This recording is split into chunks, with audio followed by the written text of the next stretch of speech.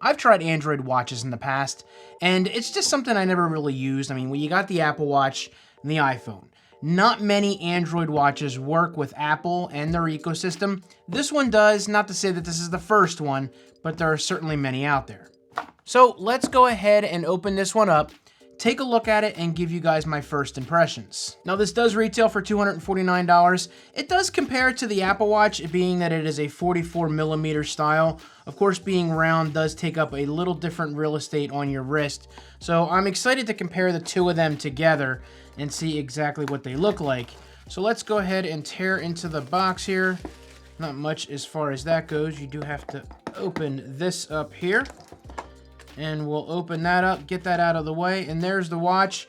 Different unboxing experience compared to the Apple Watch, and nothing else in the box there. I'm not sure yet. There is some directions, lots of directions. But we have the watch here, and stuff in on the side. Now, the one thing that I am interested is the charging method. Now, of course, this is a round style here, and you see you've got the pins down there on the one side. And USB-C, nope, just standard USB-A port on that. Anything on this side? Nothing on this side, but we have the watch. Now, I do have to admit, Apple has a pretty good corner on how they charge their watch when it comes to just how easy and how simplistic it is. And it does charge with different, accessories that you have out there. I don't know how proprietary this is as far as charging. Do I have to use this? We'll find out. But the watch itself, get rid of this tag here real quick. This watch does have some weight to it, which I like. I don't like a watch that is too light that you can't feel.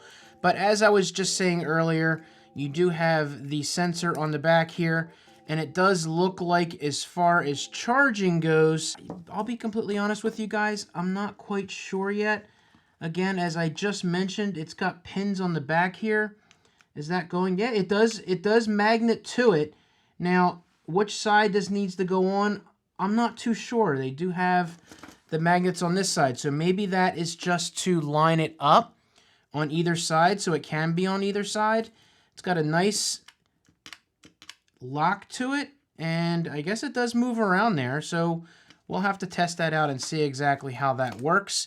Now, of course, you have just the decal on there, and I'm guessing just push the side button there and it will start up. 2 hours later. So directions are good because that's the first thing you need to do.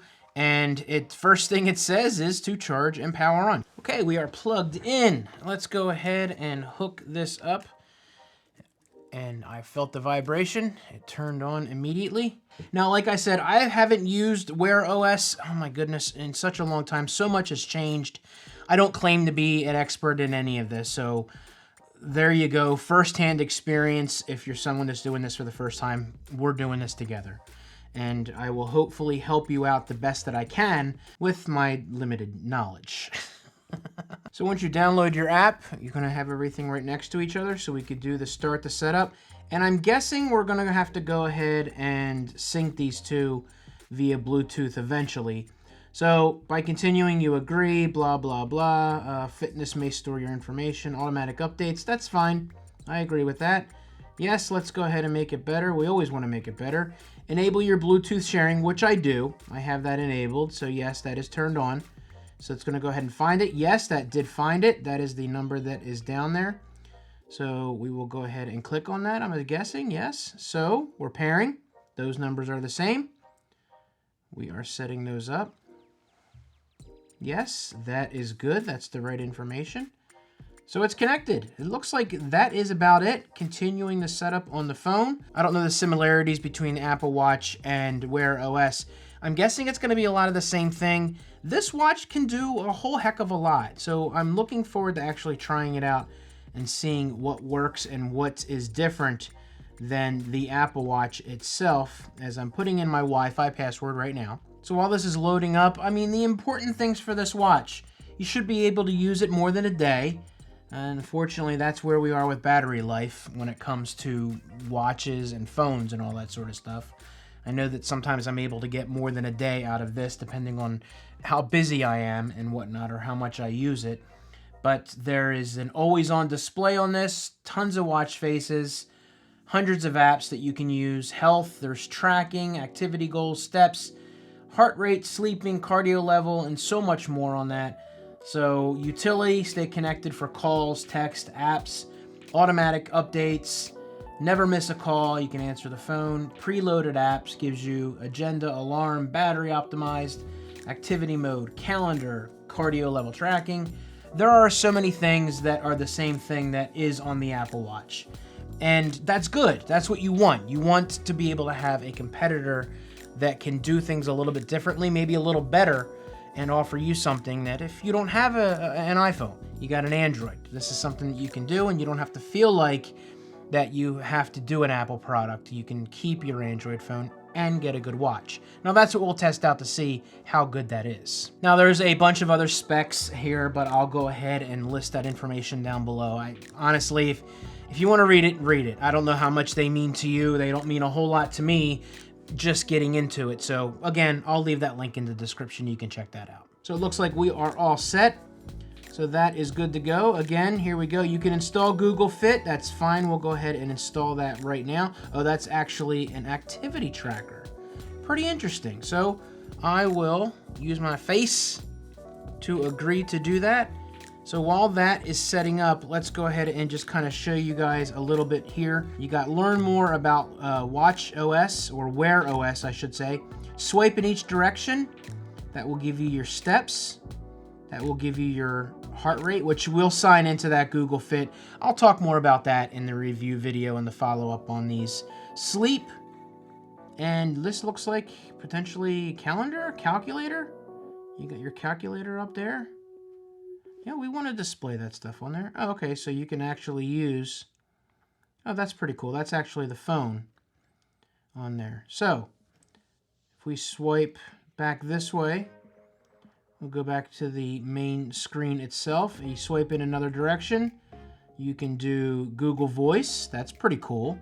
Swipe again. Is that it? Is that all you get when you swipe that way? That's one thing.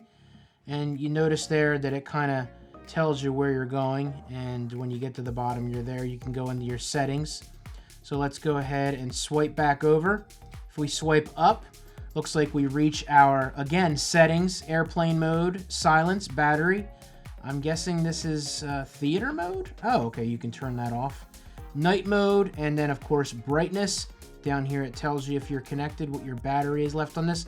This did come with 52%, so that's actually pretty nice. And then if we swipe up on a notification, tap to expand. So there you go. This is where you're going to get your notifications. You can clear them out, and you're going to press the side for your apps, and there you go. Press again to go back. So you would press it again to go back. Change watch face, tap and hold, much like the Apple Watch. Look at that. You can change it up and have your, they call them complications on the Apple Watch. I would just call them access to your apps, quick views. Sometimes they get too technical with these things. So this is pretty cool. This one will give you the time, the date. Thank you so much. I appreciate that. And it cleared out on me. Okay. Oh, enable your phone. It's doing a bunch of different stuff. Sorry, I think I cleared that out. So you see here, the watch did go into I guess a standby mode where everything gets a little bit darker. But once you tap on it, it comes back. And like I was trying to say earlier, you have access to the time, the date, and then your activities down here on the right side. So that's actually kind of a cool face, but I'll go ahead and get more into those to see exactly what they can do, and you can actually see more faces. Tap to add some faces on here, so that's actually pretty cool. Look at that, you got a whole bunch on there. And I'm guessing this is something you could probably do on the phone as well, maybe? You would be able to do that. It looks like it's spinning right here, like it's waiting for me to... it's currently syncing. That's the reason why it's not letting us into that. So I'm guessing we'll be able to get into that down the road and check that out. But as far as the feel for right now, let's go ahead and throw this on. Take this off the battery. Again, it was at 54%.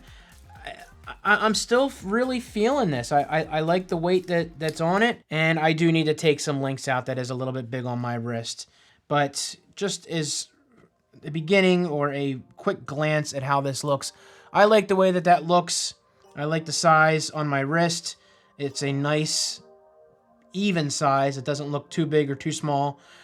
I don't know, some of you out there, how small your wrists are, maybe because I'm fat. And I'm not fat, I'm big bone. I don't know, but I've always had larger wrists, and I feel like larger watches always look better on my wrist. I've seen people showing this, and the thing looks like it's on a wrist that's this thin, and the thing's like hanging off the edges on the wrist. I don't get it. I like a larger watch. I think that looks really cool. And if you turn that on, you definitely see a little better of a screen there. Very cool. I like that. I'm gonna have to adjust this, but one thing I did notice as I was turning this on, this crown does not move at all. It doesn't spin. It's just a push button crown, and something compared to the Apple Watch that has a rotating crown as well as a button here on the side.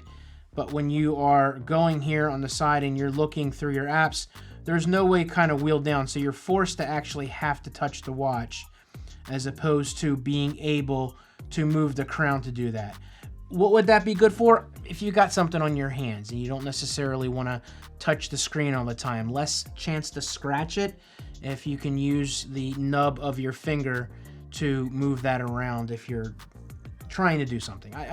I'm not saying that that's always the case. I do feel like if I do reel this around every once in a while, it saves a little bit of time from having to swipe. It's a little more precise than swiping up on the face, but that's something that I'll try out. But again, nice weight on this, 249 bucks, latest and greatest Wear OS on this, and it looks nice. They have a bunch of different styles on their website, and I'll go ahead and leave that link down below. I bought this off Amazon.